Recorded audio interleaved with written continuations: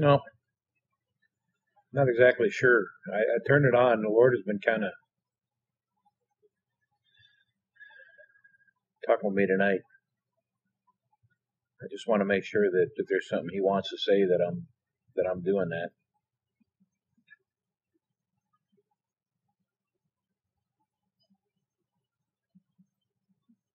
I can't seem to get away from the fundamentals of it.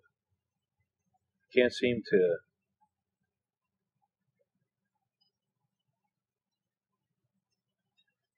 step away from the fundamentals that are broken.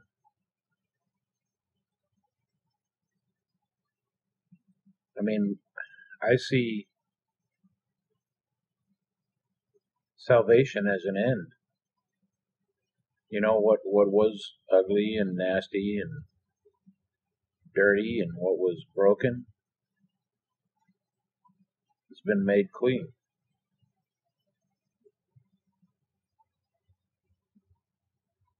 I mean, I see Jesus as a sanctifier and Jesus as the justifier, Jesus as the redeemer. And I see what He did on the cross as a final act.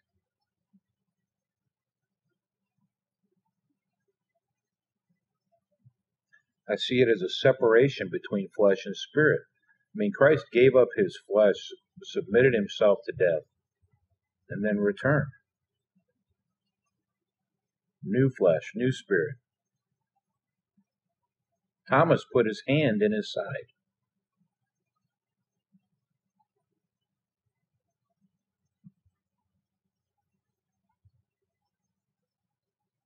So I really don't understand when I talk to people that want to get into the business of defending themselves and get into the business of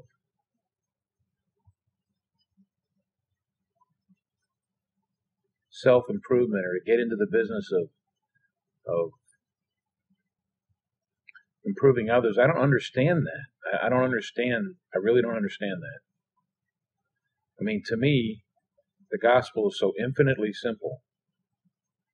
If I am honest and I keep my eyes on Jesus Christ and I talk to Him and I build a trust with Him and I learn to be honest with Him, and I use the Word as my measure, staying in the Word, reading the Word as my measure as to what I'm learning, I don't see how you can end up in the wrong spot. I mean, that's so fundamentally simple. Seriously, think about it. People got a million excuses. They're like, well, they worship another Jesus, or they don't worship the true, and how do you know if they're all messed up, and this doctrine is messed up, and that philosophy is mixed up, and they're so busy looking around that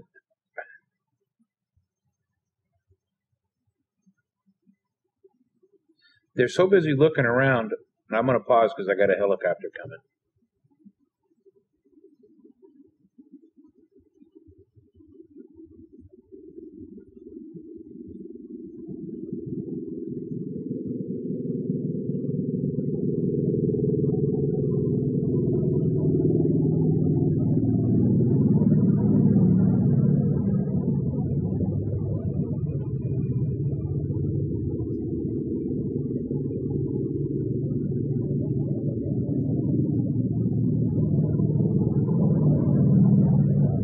They always travel in twos.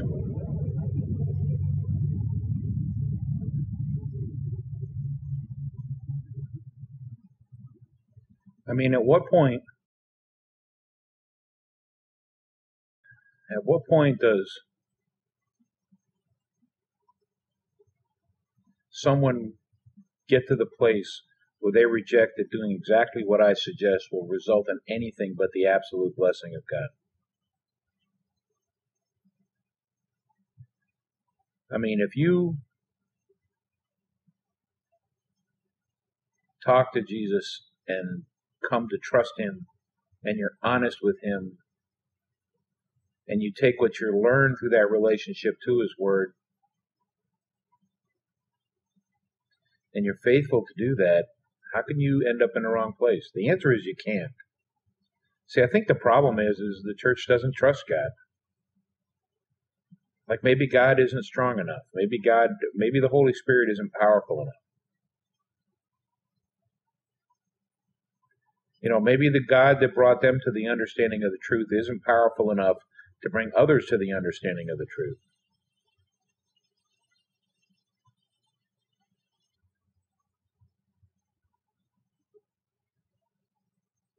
So it's almost as if the God they worship isn't really God. The God that is able to keep you from falling. The God that is able to bring unto remembrance every word that He has spoken to you. The God who created your more sure word of prophecy in the Bible. The God who convicted your spirit. The God who gave you salvation. And then you got the crew that think, well, maybe God was kidding. Maybe He really didn't give you salvation. Maybe that's something that He hasn't given you. Maybe that's something He's dangling out in front of you like a carrot, and if you're really good, then maybe you might receive it. All you got to do is screw up a little bit and it's gone.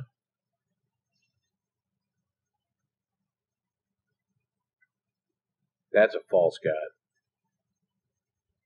My God's not schizophrenic. My God's will that every man should come to the knowledge of truth, understanding.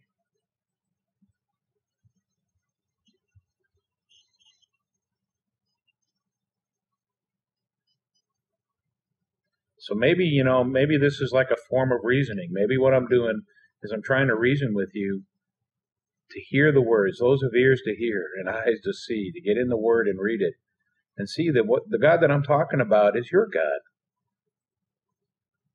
The God that I'm talking about isn't afraid of the false doctrines.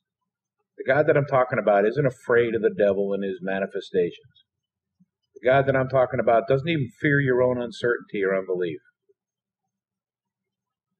The God that I'm talking about loved you so much that while you were yet a sinner, He gave His life for you. Jesus made His sacrifice for you while you were yet a sinner.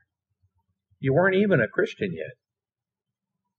And if He loved you then, why would He change His mind after you became a Christian and suddenly condemn you? Seriously, think about that. Why would the God that gave His only begotten Son as a sacrifice for you, when you were a sinner and completely and wholly unworthy of any form of redemption, why would He give His Son to redeem you then, and then later on turn around and hate you?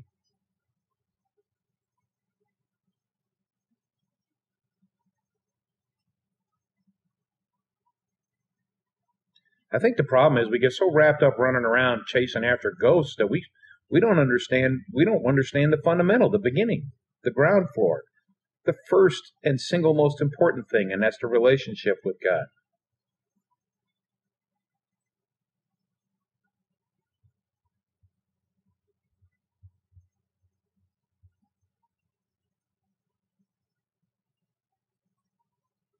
You got people that believe that God is within them, that they're God. Okay? That, they are the point and sole responsibility, the humanists, the ones that believe that it's about them. And then you got the people like Islam who limit their God. They make their God a warrior and nothing else.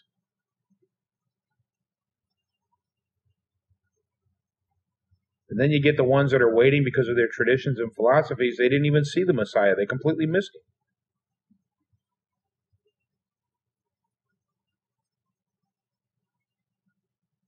And then you get the ones that are walking around who don't even have a clue who God is to start with until He calls them. We all start in a jam. The question is, what separates, what makes us different? The answer is the relationship. Talking to your God, trusting your God, being honest with your God, and reading His Word.